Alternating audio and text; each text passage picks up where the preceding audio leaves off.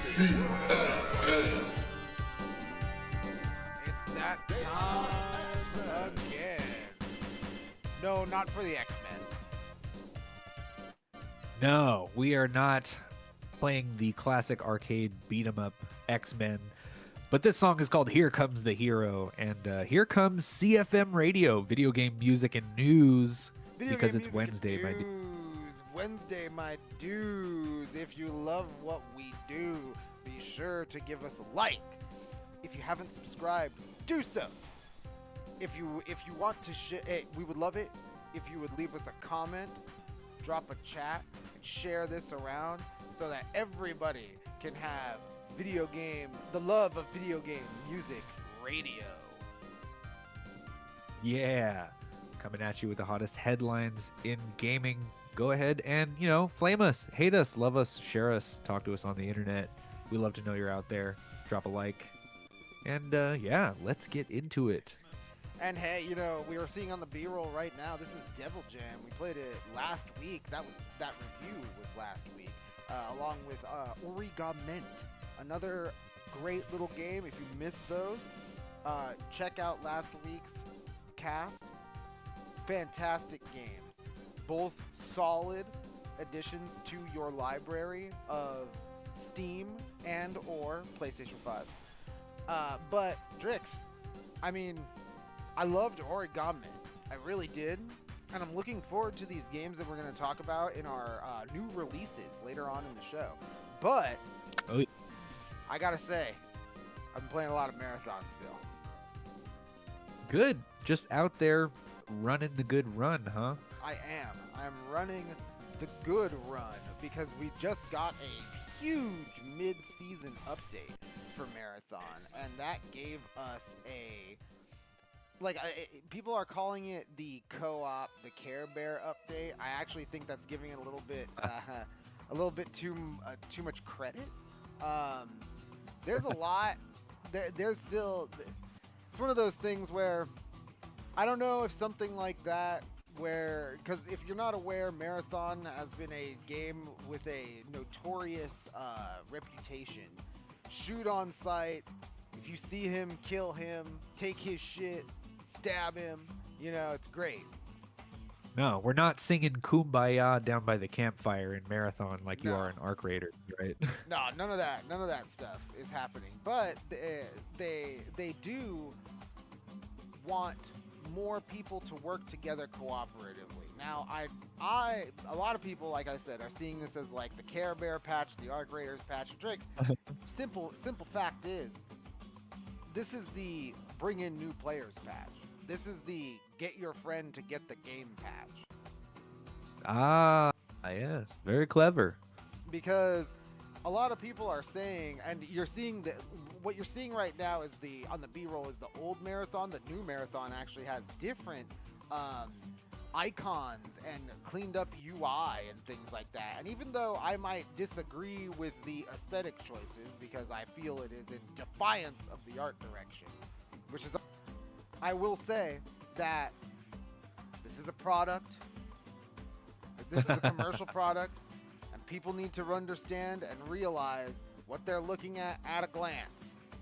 So I understand that for the sake of readability and for the sake of, the at a glance visibility of all the different things, so you don't need to sit and read. I will say it's a pain in the ass to play this game on a console because you have to mouse over everything. Like, my God. But it makes things. Yeah, exactly. That's the one thing that I wish was like Arc Raiders, right? You could just flip through that shit. Yep, pretty streamlined for controllers and not just mouse and keyboard. Not just mouse and keyboard, but like I said, they added a quote-unquote mercy pack, which allows you to resurrect enemy runners. Funny thing is, the Rook starts with that now. The Rooks get one because Bungie, I believe, if you've seen the headlines around of the Rook squads running around, teaming up and killing all the other squads in the game. Wow. Just go knives, bro. The rooks come out and they team up together and they kill all the squads on the map, and it is pretty funny. And like I said, people are calling this like the Care Bear patch, whatever, man. This is the Rooks Together Strong patch. Good. Yeah, no, that's funny. I mean, what, rooks are just the most base level, runner that you can inhabit during your games, Yeah, and you drop in as a rook. You could get up to 9 other rooks in the same game, but you drop in at I think they start dropping in at the 16-minute mark of a trios game already in progress as a single player. Yeah. Rooks together strong. Yeah, rooks together strong. So like everybody can say whatever they want. Oh yeah, team up and solo queue, whatever. Listen, whatever, okay? Like the real deal, Bungie, at least to me, it's very clear that Bungie sees these rooks and they're teaming up with one another and they're like, "Oh man, we got to let these other guys that want to play nice, okay. Let them play nice because they're going to take out everyone." And they do. Huh. That's hilarious. It is pretty funny.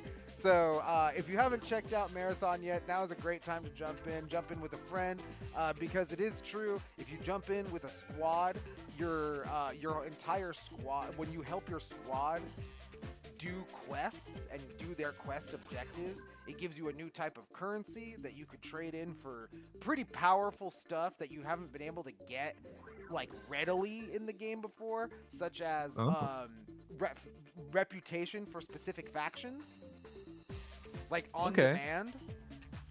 Yeah, very nice. Yeah, it's it's a pretty interesting patch, and it's a very these are very creative solutions to these emergent problems. You say things like I don't still feel I play the game every day. I don't feel the quote unquote lack of player count, really. I get into the game pretty quick. You pitch up, you play. Yeah, you just get in and you play. Oh no, I might have to wait 3 minutes. Oh well. Like doesn't matter to me. Like it's fun, and honestly, sometimes Arc Raiders could have got Arc Raiders queues got pretty crazy, or got pretty long sometimes too, simply because you jump in, you get killed in 5 seconds, then you try to jump in again. The game's like, what the fuck happened? Okay, well, hold on a second. Like, weren't you just saying? Do you suck that bad? Yeah, do you suck that bad? Okay, well, you know what? Never mind. We don't ask questions here. But I with that, I will say, makes the game pretty good. Makes the game a lot more welcoming for people bringing in their friends, and they added even more intro quests for new players. So that should help everybody to get up on the level. Nice. Yeah, I'm sure I could use some of those. We might end up playing tonight. Yeah, sounds good to me. Let's do it. But speaking of that, besides catching Pokemon at the pinball alley, I in hindsight, had I played Warhammer Space Marine 2, that 40K game when it came out, I might have picked it as Game of the Year. Damn, okay. I might have come pretty close. I mean, Final Fantasy VII Rebirth had a bit more of that polish to it, a bit more of that production value, but like, I really think that Space Marine 2 is like probably the best Gears of War game you can play currently. Yeah. And also, I'm still El Presidente. I'm playing the mission in Tropico where I have to make chocolate factories, and then after that, I've chosen to become a tourist destination. But you just got to turn all these lush natural resources into money. The farther along you get into the eras, the more processed your goods have to be. You have to turn those logs into planks, and those planks into furniture and boats and other things. Yep, the forces of industry just claiming Tropico, but also keeping the nice, lovely, beautiful island paradise that the people of Tropico can enjoy. So they re-elect El Presidente. Indeed, because hey man, you also got to be, because if you don't keep those people happy, those damn humanitarians come in and ruin your day. Yup. So clearly, I'm on the Tropico 7 hype train, which I haven't seen any ads for except in the launcher for Tropico 6. Oh wow, I had no idea that Tropico 7 was on the docket. Yeah. No, just keeps me playing. I want to beat all these missions in 6 now. Hell yeah. Well, sounds great. And you know what? We'd love to hear what everybody else has been playing because, as we said, we love it when you guys talk to us. And if you guys ever want to reach out and give us a little bit more of a personal correspondence, you can do so at contact@clusterfuckedmedia.com. That's FUKT media.com. And before we jump into our first break, we are going to, it's not quite news, our first story of the day, because it happened a little while ago. I think not last week, but the week before. I think at the top of the month, this patch dropped. But we had a patch. If you're a member of the fighting community, it's going to be news to you. You're going to want this on your radar here. Yeah, if you're a member of the fighting game community and you haven't already figured this out, I mean, I don't know where you've been, because this is, I'm going to preface this. This is a Guilty Gear Strive patch, and I'm very far removed from Guilty Gear Strive. I haven't played in about 2 years, but I will say this patch, these new notes are pretty interesting, even for someone like me who hasn't played in a long time, because it offers a pretty interesting insight into a rather shocking change, something that you don't see almost ever in video games: the removal of a mechanic. Yeah, they are backpedaling on this one. Yeah, it is pretty shocking. And here is one of the sections from the balance patch itself. It is the overall balance direction portion. I wanted to start with this because really, this is not really a story about Guilty Gear, the game itself. This is a story about the interesting developer insights we're getting from something as shocking as the removal of a mechanic. And really quick, Drix and I were talking about this before the show. Remove a mechanic now? Why now? Why not 5 years ago? What kind of data do you have on this? Why not? Why did the band break up now? Yeah, and especially because, listen, I don't know, our audience might be a little bit privy, but for the most part, I'll reiterate it here. These games, these mechanics, they're not something that you could be willy-nilly about. This took time and money, testing time. Like, these things are not taken lightly. So it's always interesting to see when something like this changes. Not just changes and like moves stats, switches numbers, complete removal. Yeah. It's as if it never happened, as if that meter never existed. So here it is, quote, across the past updates, there has been a steady expansion, meaning that more situations could cause a single hit or counter hit to lead into heavy damage. As a result, this made it often the case where a single interaction could largely determine the rest of the developments in the match. In version 2.0, we aim to adjust the battle balance by re-evaluating the offense and defense to strike a better balance between risk and reward. These adjustments do not aim to simply tone down damage, but to make clear what actions will have greater effect in different situations, creating a flow of battle where players can gradually turn the tides to their advantage over multiple interactions. So right there is a statement that is rather philosophical in nature. Yeah. Crazy. Kind of out there, especially for a fighting game decision that was made years ago, Because it's one of those things where this isn't one of those this isn't even like one of those in-depth reasoning posts where it's like gives you developer insight on why we changed these numbers. No, this is the entire game, reevaluating offense and defense to strike a better balance between risk and reward. That is a very high-minded goal and a very interesting thing to communicate to your player base. Yeah, after release, after seasons and characters have been added. Yeah. Just kind of nuts. So we're going to move on to the next part here, getting into the weeds of it. For these reasons, quote, the adjustments include many changes that make it more challenging to gain major rewards from actions. This includes increasing damage proration, consolidating of startup frames, adjusting the state after invincible moves, limiting the return on Roman cancel, and more. As a result, these changes may seem more restrictive than before, from both a game mechanic and character perspective. The intention is to prevent the baseline from rising further, creating a clear standard for future battle balance. We expect the overall flow of battle going forward will take shape with the balance of risk and reward established in this version as the core. Then, here's the big one. Removing Wild Assault. Ooh. Yeah, that's, going to be kind of crucial to your fighting game decisions there. Just removing it mechanic or... So Wild Assault, for those who don't know, was a mechanic that it allowed you to use a portion of your burst gauge, which is normally reserved to break out of combos, as an offensive tool by essentially doing what it says, Wild Assault, throwing your body out as sort of like a crazy tackle against your enemy.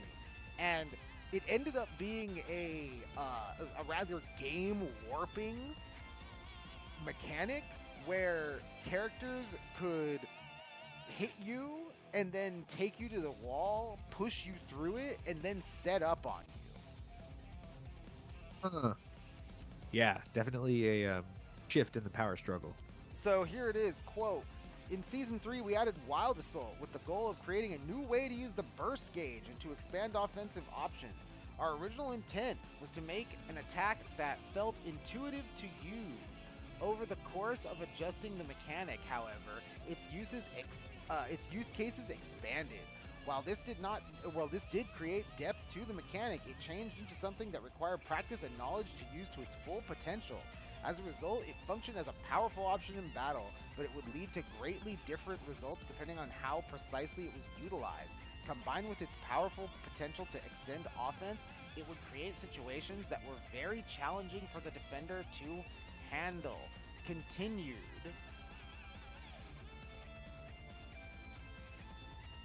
Please. Yeah. Here we're gonna finish this one up with. Here. Oh, what? Whoa. Let me get this in the frame. In alignment with our intention to emphasize a clear shift between offense and defense in the battle balance, we decided to remove Wild Assault from this version after reevaluating its place in the game. Counter Blitz. We have added Counter Blitz as a new way to utilize the burst gauge. This can be activated during the slowdown effect after a counter hit that performs a unique attack. If the final hit of the attack hits when the opponent is near a corner, it triggers a wall break. This does not trigger from counter hits of jabs such as punch or kick, special moves, or any normals that cannot be canceled.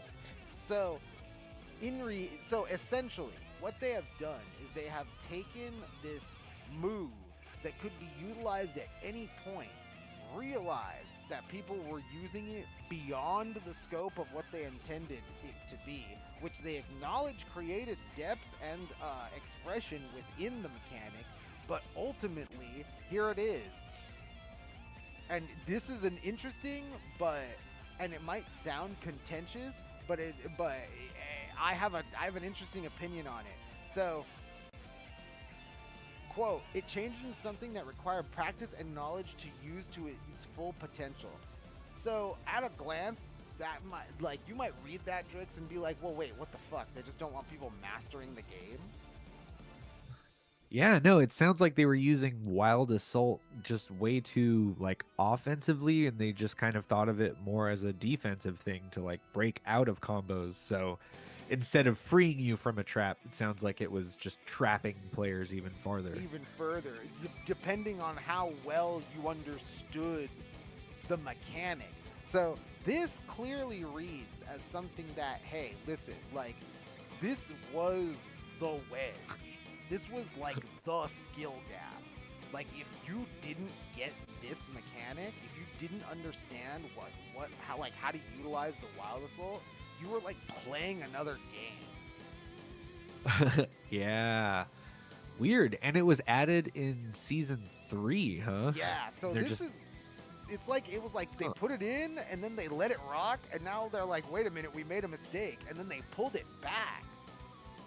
Imagine having the luxury to just undo your mistakes.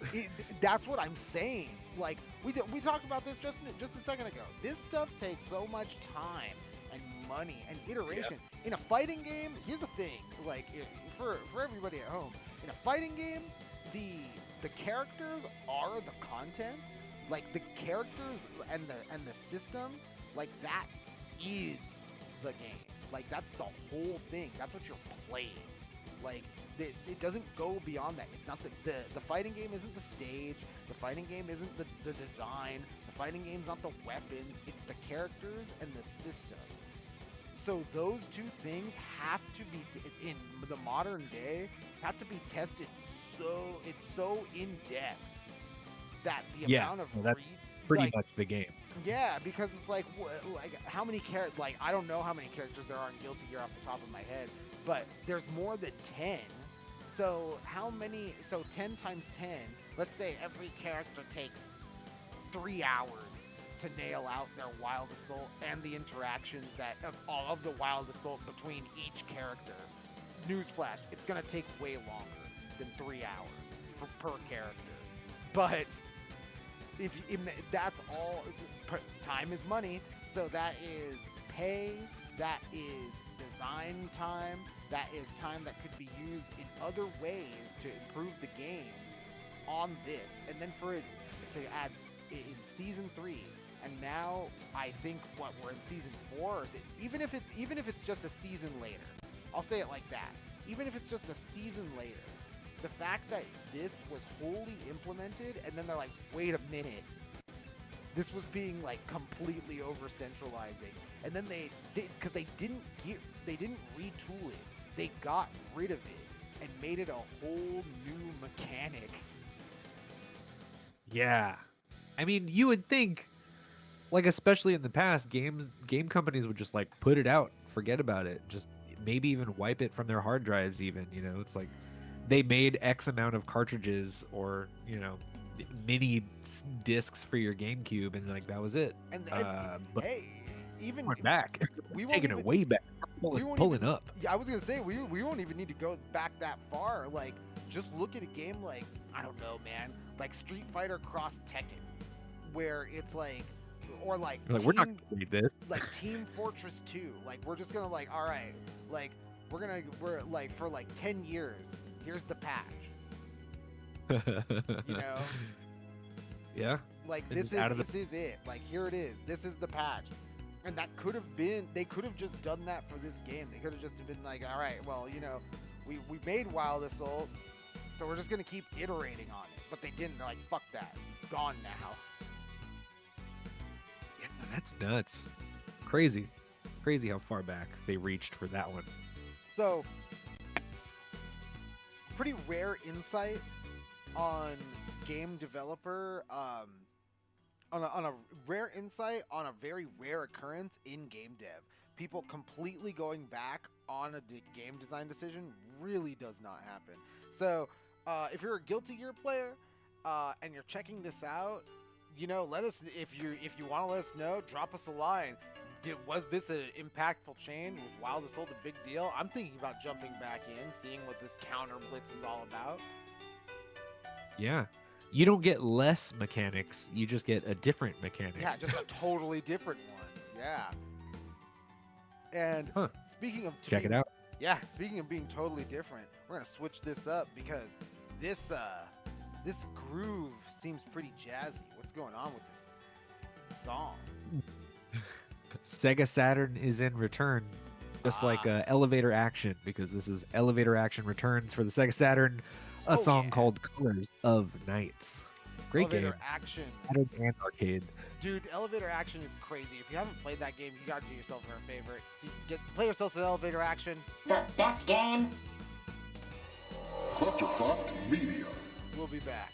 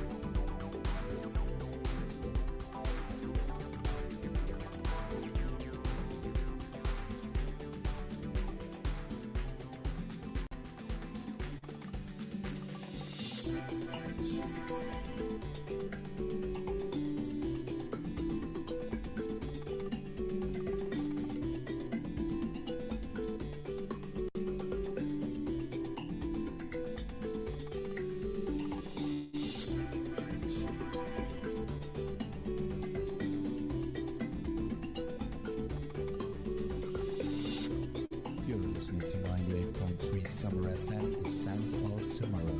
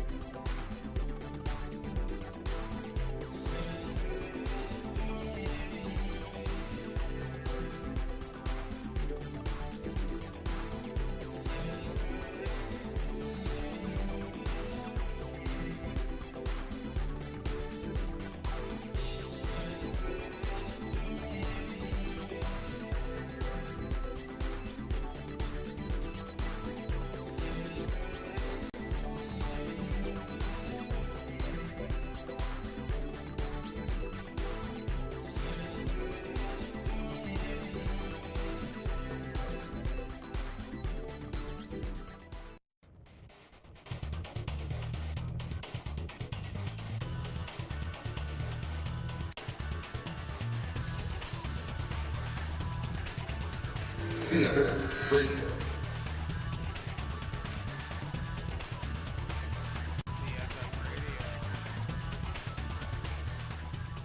We are back, and we are live.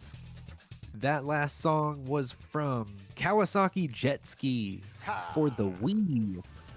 And, beautiful title there. Music number 3. Kind of BGM 3. BGM 3, Kawasaki Jet Ski on the Wii. Big time. Bars.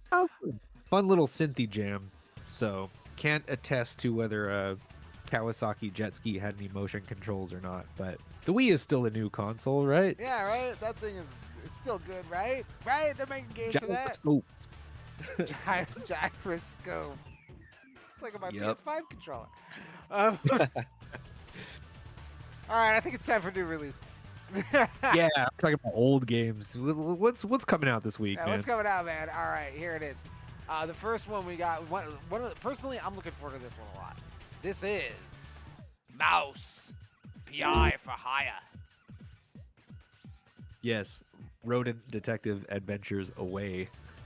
From the Steam page, quote, join private investigator Jack Pepper on a guns-blazing, jazz-fueled adventure in Mouse, P.I. for hire. Mouse combines the charm of hand-drawn rubber hose animation inspired by classic cartoons of the 1930s with the adrenaline and action of an explosive first-person shooter. And Drix, this one looks great. Or I love the aesthetic. Yeah, I think this fits into my personal category of like TikTok games or just short form vertical content games where it's like you could be developing this and posting it and people are going to be like, oh, wow, what's that? Like, that looks cool. So that's good on you for the marketing train on this one, because I was definitely seeing reels of this on social media like a year or two ago. And yeah we've been waiting for this one. This one's really exciting.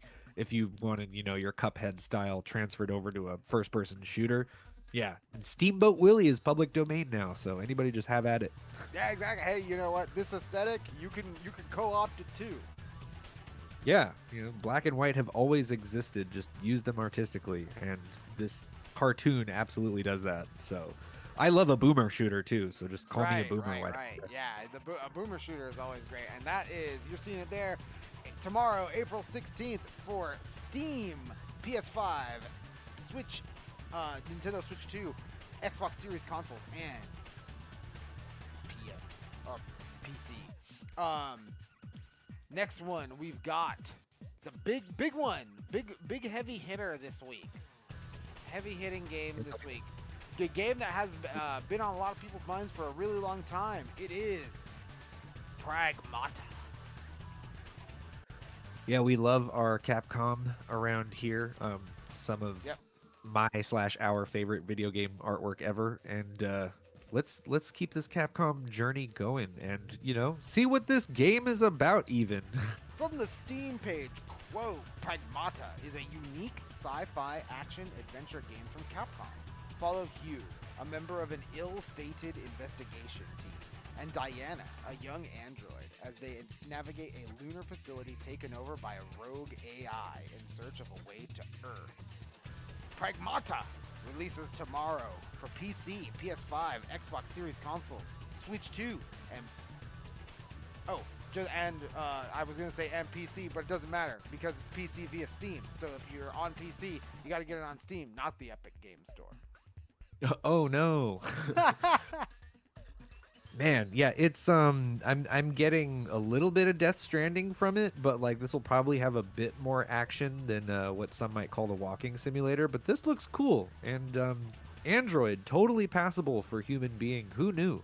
I'm totally I'm not gonna lie, Drix. This game, I was pretty apprehensive about it, but this game is getting glowing reviews. 7.5s, 8s, 9s.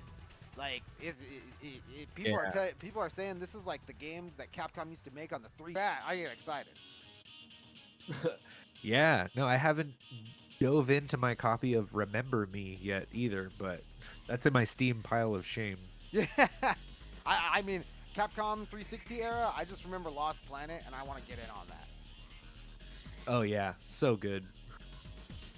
And finally, we've got one. There's a lot of heavy hitters this week. There's even more big ones, and then in the form of Tomodachi Life, Living the Dream. There's a lot of things to check out, but I've got the last one we're gonna check out today. Is one that we love our indie games here, and this one looks pretty special. This is The Day I Became a Bird.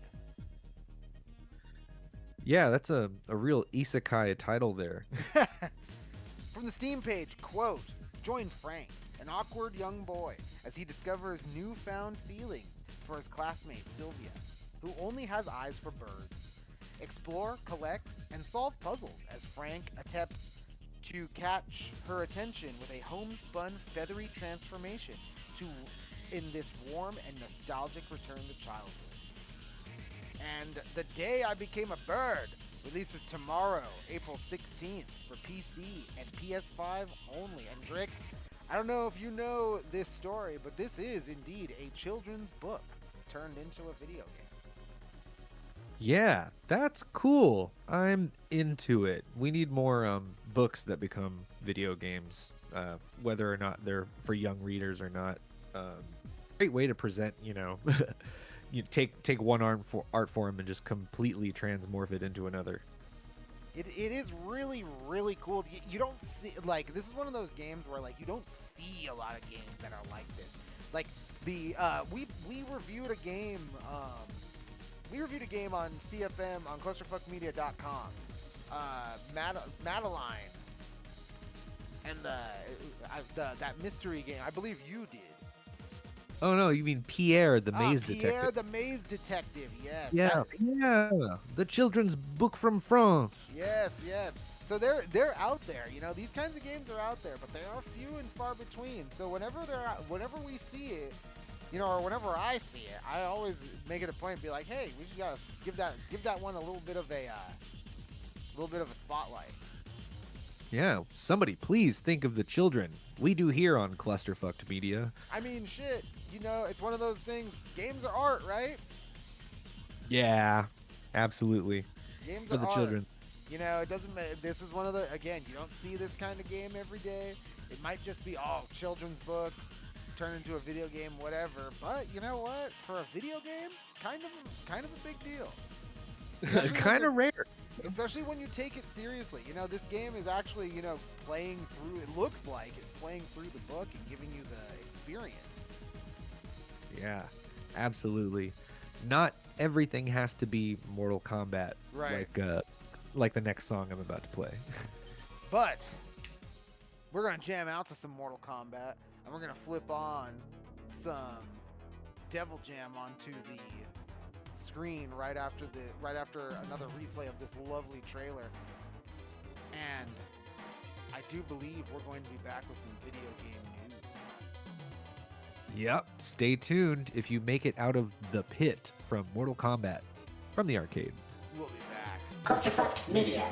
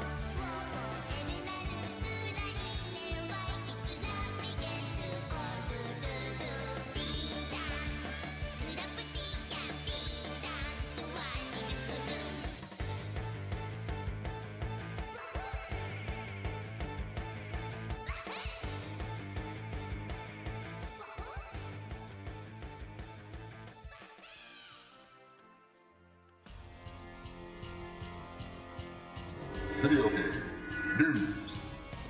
That's right. We are back, and it is time for video game news. But first, Drix, what were we just jamming out? Whoppy loppy doo boo, dude. Yep. Hell You might yeah. recognize that gibberish language from Klonoa 2. That is a jam I am particularly fond of called Stepping Wind. Stepping Wind Klonoa 2. Great game. If you haven't played it before, pretty good, worth a shot. Yeah, Definitely. PS2, but there's also the remake with Yeah. both Klonoa games from PS1 and 2. Definitely want to see if you get those ones on PC if possible, so you can get a little bit of mod action to fix the color palette. But otherwise, yes, absolutely. But you heard it. It's time for the news, the video game news. Yeah, buddy. Let's get this wind stepping. And first, we have our first headline here, and it is from the nerdstash.com. The headline is, quote, Saudi game publisher says Japanese IP is, quote, like oil, calls Middle East partnership, quote, very important.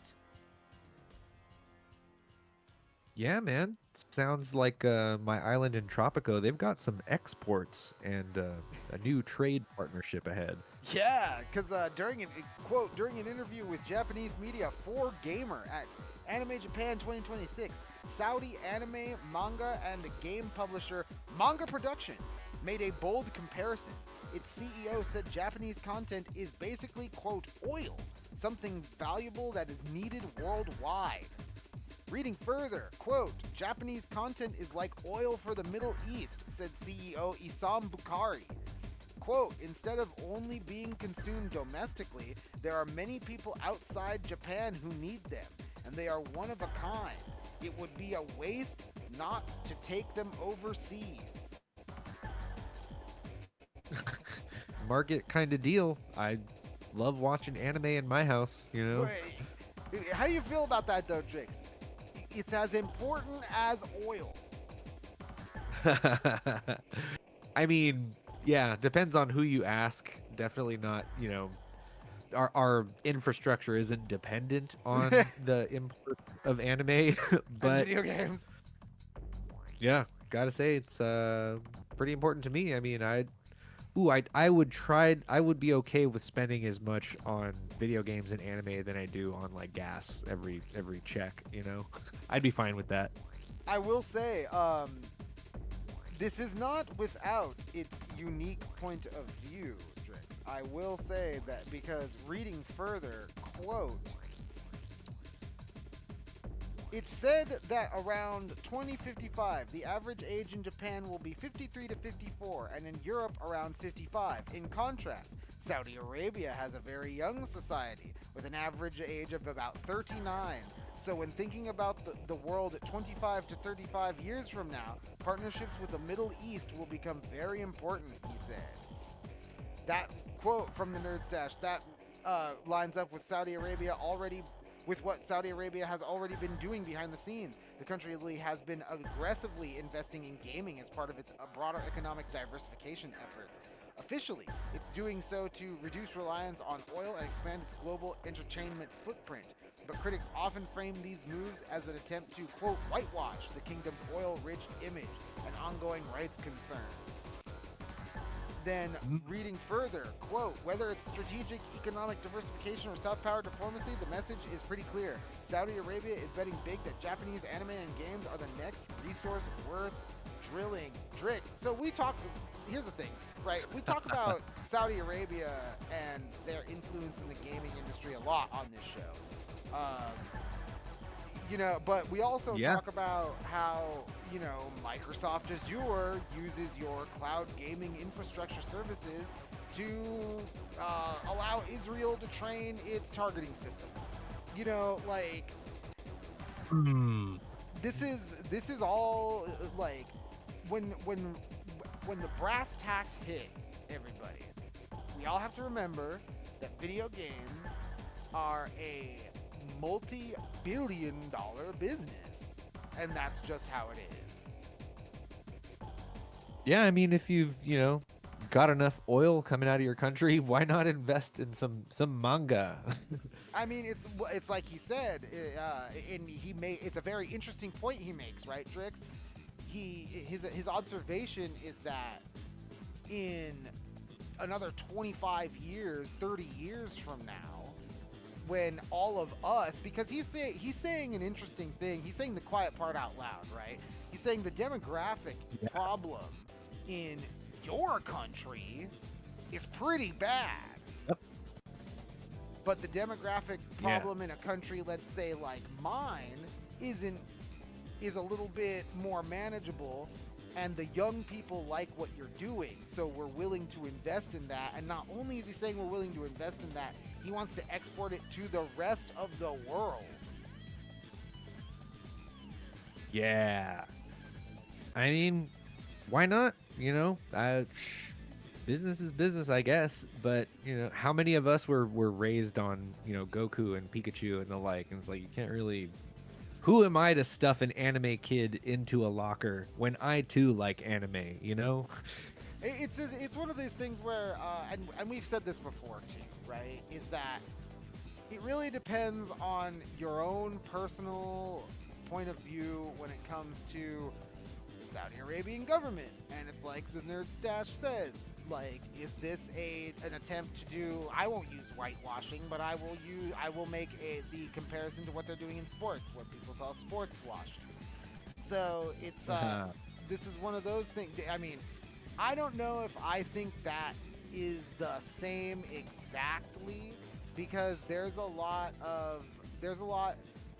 I feel like if you're looking at sports, you're looking more into gambling. Ooh, yeah. We were talking about, your sports gambling apps recently too, and it's something major that's competitor for video games, common. right? Major competitor for People video to games. comics or GTA or Call of Duty. You might be, either talking to your AI chatbot companion or probably gambling on sports. Yeah. So when that's an interesting angle to see it from, and so they're obviously trying to diversify out of oil. Clearly means just cover your bases culturally for the future. So you got your old people in betting through sports. Yeah. And then you have the young people through the video games. And let's not forget, Saudi Arabia owns the Esports World Cup. They own DreamHack. They own a lot of the big esports tournaments that you might enjoy as a viewer. So this is another feather in the cap. They own 10% of Capcom. The Savvy Games Group, Saudi Arabia Savvy Games Group owns 10% of Capcom. So EA and SNK. Yep, EA and SNK. So this is another feather in the cap, and they are telling you exactly how much they are willing to invest, because it's as important as oil to a Saudi Arabian prince. I'll let that sink in for a minute, because it's kind of an interesting idea. No, not the billions of dollars industry. You don't want a piece of that. Oh. If you have money and want to make more money. Huh, silly us, right? Like, just video games. Just video game, guys. Don't worry about it. Videogames, anime, and manga. Video games, have a good time. And with that, we are going into our final video game news story of the night. Let me flip over the B-roll for a moment here. We're just putting this full of B-roll of games that you can't play right now, because whether they're dead or whether it's a beta that's offline or whatever, you can't play these games, because we're talking about one Pete Hines, former president of marketing, executive president of marketing over at Bethesda. He left when they went Microsoft. And he was like he was the guy you saw at all of the Bethesda press conferences. He was like the face, Yeah, at E3, no less. May E3 rest in peace.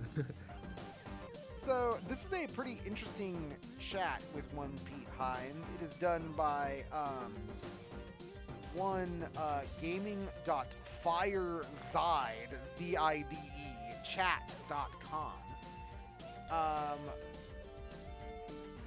And we've got Pete Hines. He goes into the interviewer Kirk McKean. He gives a good few softball questions. You know, in the early days, writing game manuals, giving a little bit of background. You know, very humble Pete Hines and Todd Howard. To be fair, you know, Pete Hines spills the beans that Todd Howard had a degree in finance.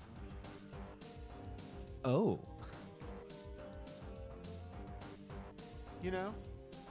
So I'll ask you, Drix. What was a standout point in this interview that you were like, huh? It's a pretty interesting thing to be open about.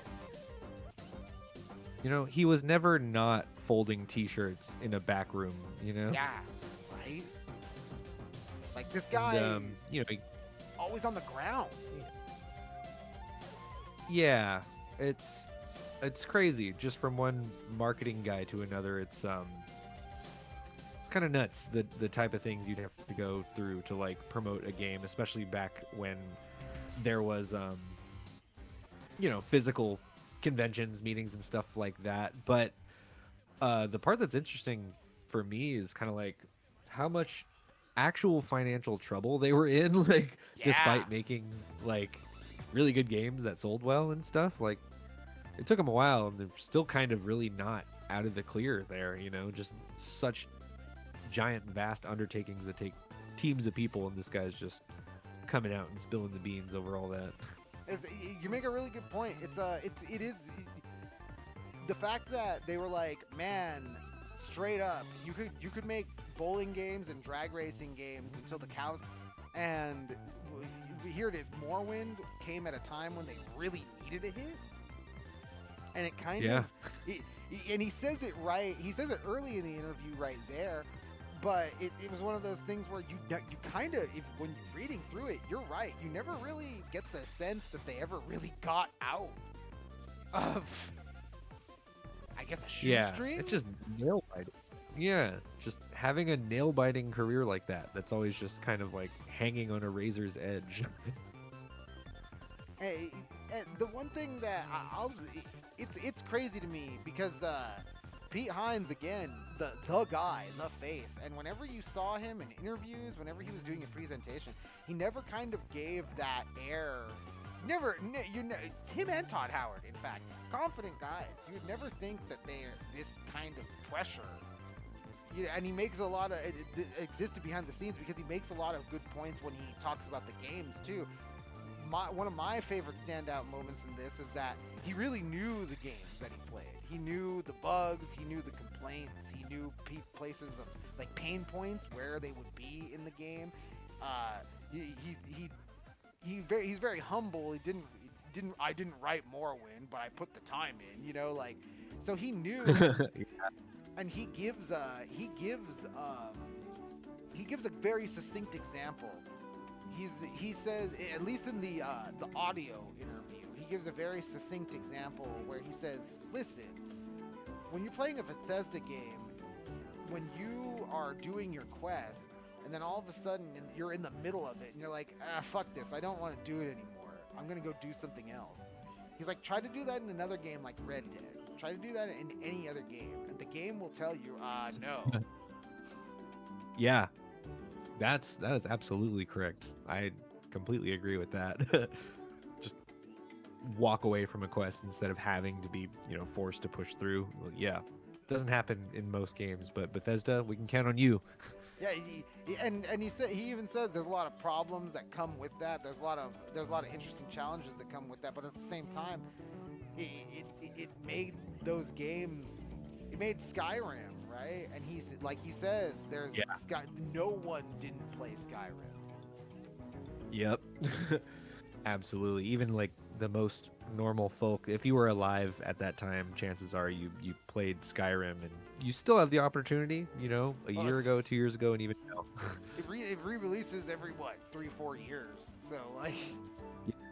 Every console. It's the Resident Evil 4 of Bethesda games. Yeah, exactly. And I think one of the things that we're winding down here. So one of the things that I'll put a point on is that when he was talking about leaving, this line right here, quote, "The thing that hit me hardest when I retired, it was not like, oh, I don't get to work on Elder Scrolls 6.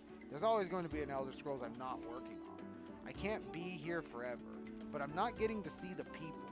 Because again, keep in mind, every single person that worked in marketing comms at Bethesda, when I left, I had hired because there was nobody there when I got there. And so to bring all of those people in and to get them to buy into how I think we should do things, in the way I want to market, and how we talk about games, and how we work with each other, and how we organize ourselves, they all bought into that. And it was really hard to walk away from them and not get to see them on a regular basis. At the same time, I also hit a point of realizing I could not spend the rest of my life doing something that wasn't for me. It was for everyone else, which was what I was doing. I was staying there because this place still needs me. I just hit a point of, yes, it needs me, and I am powerless to do what I think needs to be done to run this place properly, to protect these people, to maintain what we worked so hard to create, which is an incredibly efficient, well-run video game developer and publisher.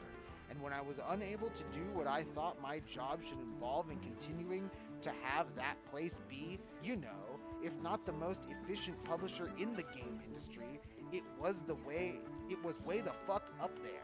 And when I couldn't protect it, and I saw how it was getting damaged and broken apart and frankly mistreated, abused, and whatever word you want to use, I said I'm not going to sit here and I've done everything I can do. This is not what I want when I wanted to end it or how I wanted it to end. But that's not really up to me. At a certain point, truthfully, my mental health was so deplorable that I just said I cannot. Holy shit. Yeah, I think that right there really punctuates the article. It's definitely a great read, but it sounds like detaching with love, sort of. Yeah. From, you know, just a bad relationship, or, you know, somebody struggling with like abuse or addiction. It's like I can't help you. I've done everything I can. It's raw. Sad, you know. Yeah, that's intense, and I think that's the real takeaway here. I'm sure there's plenty of people out there who are at their jobs feeling the same way, especially if it's like smaller companies and stuff. It's like I'm a part of this. It needs me to grow, but yeah, you don't want to see everything you've loved and worked hard for just get mistreated and abused and stuff. So that, you know, for your own mental health, detach with love. It is interesting to think where Bethesda is today. After Pete Hines departed, because he departed right before the Xbox thing, right? Because he even says it right here. I gave 2 weeks notice. I was waiting until after Starfield. I knew I was leaving the year before. Every time Todd delayed Starfield, I thought, fuck, I'm here another 8 months. And Todd was the only one who knew. It's another reason I love that man. He showed up for me when I thought I was just at my wit's end and got me through that. And got me out of there in a way that I still retained my sanity. So even then, you know, so like he saw his final shit through type shit, right? So like, it was one of those things where clearly the guy had his passion. He built the place. He says it right there. So, I mean, it's kind of wild to see that someone can see through the, I guess, he's a marketing guy, right? So he sees through the PR, he sees through the glitz and the glamour, and he looks at it for what it is. Recently, Starfield released on the PlayStation 5, and apparently, I haven't played it, I haven't bought it. but apparently it's getting demands for refunds. Oh, okay. I guess I don't need to run out and buy Starfield for my PS5. Yeah, so it's pretty interesting when you see where Bethesda is today and how Pete Hines talks about it here, and when you hear him talk about it versus how it is presented to you. Oh, the Fallout TV show is doing great. Fallout 76 has been getting the attention it deserves, right? You know, Doom Eternal, great game, right? Like, yeah, that is like David Lynchian bittersweet, you know? yeah, it's pretty wild. Especially if It's like, great job, but no reward. Like, you finally landed that skateboard trick you've been trying to nail all day. and no one was there to see it. Yeah, no one's here to watch it. Everyone went home. Like, Yep. But he's still racing and pacing and plotting the course. You know? shit. I mean, yeah, not anymore, but it's... No, hopefully he's got some other endeavors up his sleeve, you Oh know? yeah, again, if you read the interview on the Fireside ZIED chat, you know, you realize he definitely keeps busy. He's got his local college thing going on, doing a lot of mentorship work. But Yeah, what a consultant this guy would make. You know? yeah, seriously, honestly, if you're making a video game and you got the cash, you better hire Pete Hines to take a look at it. But regardless, Yeah, the marketing guy. regardless, this episode of CFM Radio, there was a lot of news going around, like I said, about like things like Starfield and refunds and things like that. But there was also a lot of things that flew under the radar. This was one of those things that was flying under the radar. And with the flying under the radar for this time, a lot of game devs and industry folks who are telling you essentially how it is, even though the industry right now is showing you something completely different. Yeah, don't believe the hype. I mean, It's the marketing, right? He was marketing, so you kind of can't mess with that. you can't recite the video game marketing scrolls to him because he was there when they were written. He sees through that juju. Yes, counter jutsu it is. And that is our Vanish no Jutsu cue, because that'll be it. for Enjoy your manga and video game, Saudi Arabia. Yes, exactly. Yeah, Jesus.